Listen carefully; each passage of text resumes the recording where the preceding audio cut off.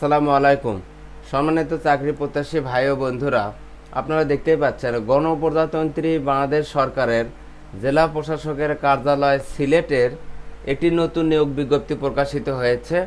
আপনি যদি এই চ্যানেলে নতুন হয়ে থাকেন তাহলে ভিডিওটিতে একটি লাইক দিয়ে রাখুন ও চ্যানেলটি সাবস্ক্রাইব করে রাখুন, যাতে করে আপনার এলাকার জেলা প্রশাসকের কার্যালয়ের নতুন নিয়োগ বিজ্ঞপ্তি প্রকাশিত হলেই সবার আগে যেন আপনি দেখতে পারেন। এখানে দেখুন, সিলেট জেলার বিভিন্ন ইউনিয়ন পরিষদে ইউনিয়ন পরিষদ সচিব ও হিসাব সহকারী কাম কম্পিউটার অপারেটর এর শূন্য পদে সম্পূর্ণ অস্থায়ী ভিত্তিতে সরাসরি জনবল নিয়োগ প্যানেলে তৈরির জন্য সিলেট জেলার স্থায়ী বাসিন্দাগণের নিকট হতে নিম্নবর্ণিত শর্ত মোতাবেক অনলাইনে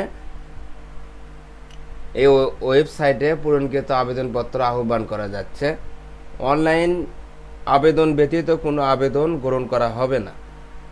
তার মানে আপনারা বুঝতে পারলেন, সিলেট জেলার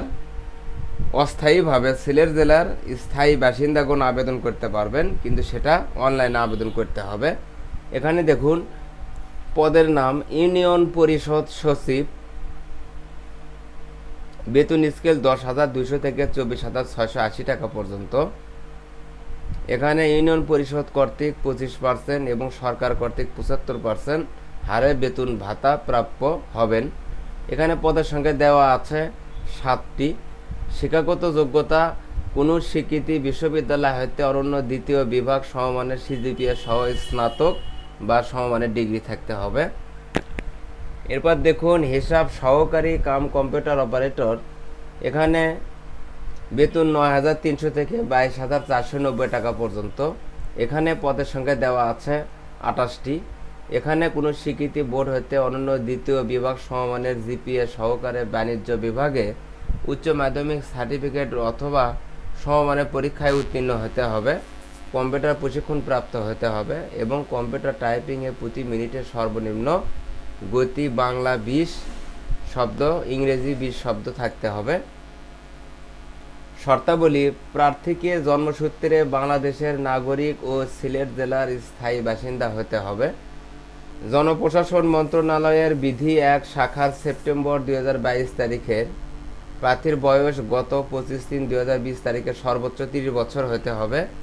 আবেদন জমার শেষ তারিখ 27/7/2024। সর্বনিম্ন 18 বছর হতে হবে।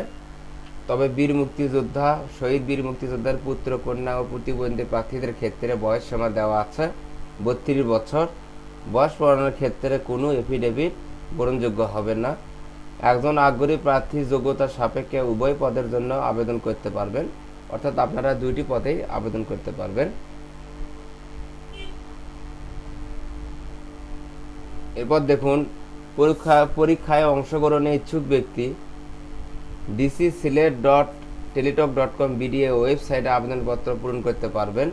আবেদনের সময়সীমা নিম্নরূপ: অনলাইনে আবেদনপত্র পূরণ ও আবেদন ফি জমাদান শুরুর তারিখ 27/6/2024 খ্রিস্টাব্দ সকাল 10টা হতে শুরু হবে, অর্থাৎ 27শে জুন থেকে শুরু হবে, এবং শেষ তারিখ অনলাইনে আবেদনপত্র জমাদানের শেষ তারিখ 27/7/2024 খ্রিস্টাব্দ বিকাল 5টা পর্যন্ত, অর্থাৎ 27শে জুন থেকে শুরু হবে এবং 27শে জুলাই শেষ হবে বিকাল 5টায়।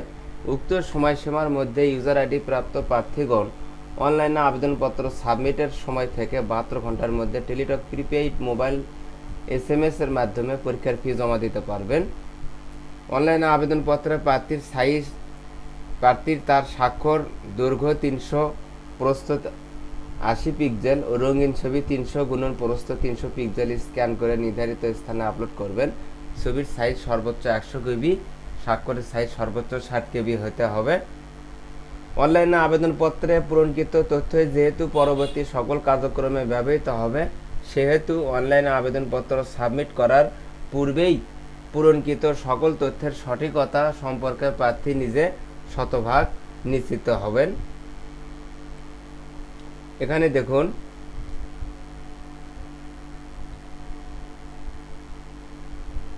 অ্যাপ্লিকেন্টস কপিতে একটি ইউজার আইডি নম্বর থাকবে এবং ইউজার আইডি ব্যবহার করে প্রার্থী নিম্নোক্ত পদ্ধতিতে যে কোনো টেলিটক প্রিপেইড মোবাইল নম্বর হতে 2টি SMS এর মাধ্যমে পরীক্ষার ফি বাবদ 200 টাকা, টেলিটকের সার্ভিস চার্জ 23 টাকা, অফেরতযোগ্য মোট 223 টাকা 72 ঘন্টার মধ্যে জমা দেবেন। উল্লেখ্য, অনলাইনে আবেদনপত্রের সকল অংশ পূরণ করে সাবমিট করা হলেও পরীক্ষার ফি জমা না দেওয়া পর্যন্ত অনলাইনে আবেদনপত্র কোনো অবস্থাতেই গৃহীত হবে না। অর্থাৎ আপনারা এখান থেকে বুঝতে পারলেন যে আপনারা আবেদন করলে যদি 72 ঘন্টার ভিতর যদি পরীক্ষার ফি জমা না দেন তাহলে আপনার আবেদন বাতিল হয়ে যাবে অটোমেটিক্যালি। আর আপনারা আবেদন করার আগে সার্কুলারটি আপনারা ভালোভাবে দেখে নেবেন, দেখে নিয়ে পড়বেন। এরপর যদি যোগ্য প্রার্থী হন তাহলে আপনারা আবেদন করবেন। এই চ্যানেলে নতুন নতুন নিয়োগ বিজ্ঞপ্তি প্রকাশ করা হয়, চ্যানেলটি সাবস্ক্রাইব করে রাখুন। ধন্যবাদ।